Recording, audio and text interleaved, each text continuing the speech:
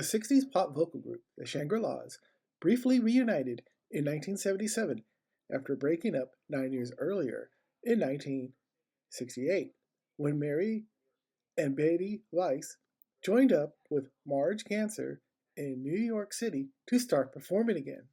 The fourth member of the group, Mary Ann Gansar, Marge's twin sister, died back in 1968 of a drug overdose. Due to the Shangri-Las street attitude and look, they had a huge influence on the proto-punk and the UK punk scene during the early and mid-70s. One band in particular was the New York Dolls, who felt that they were soulmates of the Shangri-Las and often covered a few of their songs.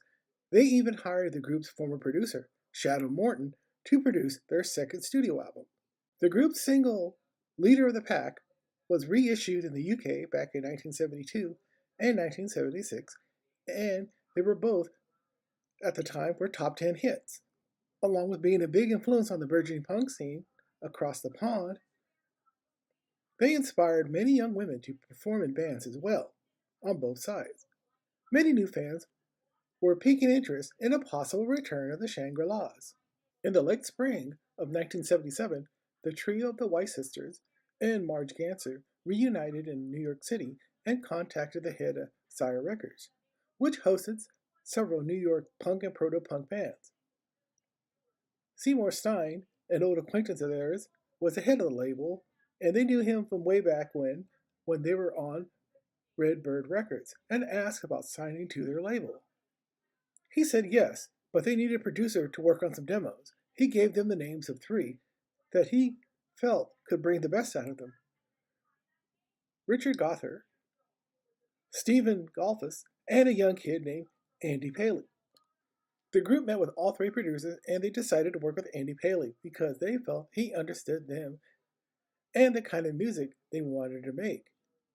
They wanted to sound like Patti Smith, who ironically was influenced by the Shangri-Las.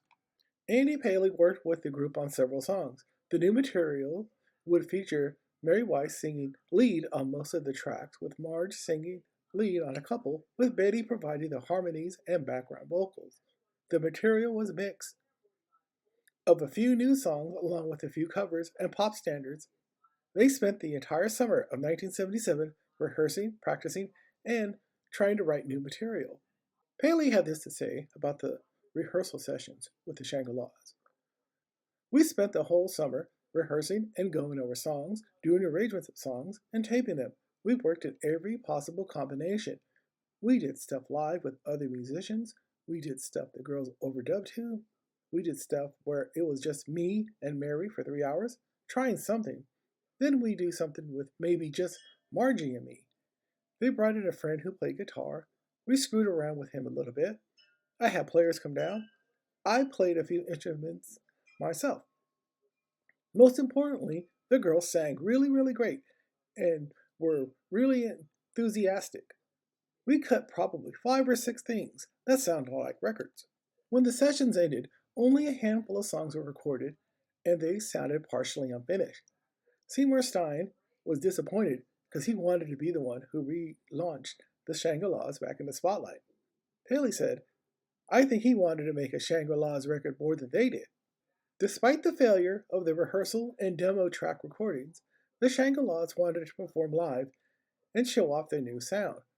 Marge asked Andy, "Would it be cool if there was a place we could go and play a gig?" Andy Paley said, "Well, there's a place called CBGB's," but they didn't know what it was. Paley called up drummer Jay Dee Daugherty and bassist Lenny Kaye, and they joined up with the Shangri-Las and rehearsed for a couple of hours before playing in front of a large crowd inside of CBGB's. Andy Paley recalls about the gig, "We rehearsed probably a few hours, and then went up there and did the songs that were easy. The ones we rehearsed were probably Bewitched, Bothered, and Bewild, and I don't know what else, but it was really, really fun. Everyone had a great time. I remember Lester Bangs jumping up and down screaming, telling me how great it was. Debbie Harry, you know. Everybody was really impressed. We had a really good crowd. It was very professional considering. JD and Lenny only had 2 hours to rehearse with us. I used a borrowed guitar. I don't even remember who it belonged to." The last-minute gig at the CBGBs was the final thing Andy Paley did with the Shangri-Las before they decided to split up once more. The demo recordings were never released and remain somewhere rotted inside of a storage vault. The Shangri-Las would reunite and perform one more time in 1989.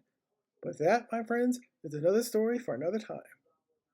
I would like to acknowledge the website Spectropop for their article about the Shangri-Las 1977 reunion, which was written by Phil Milstein. A lot of information was used in the making of this video, and I would like to say thanks and visit the site spectropop.com.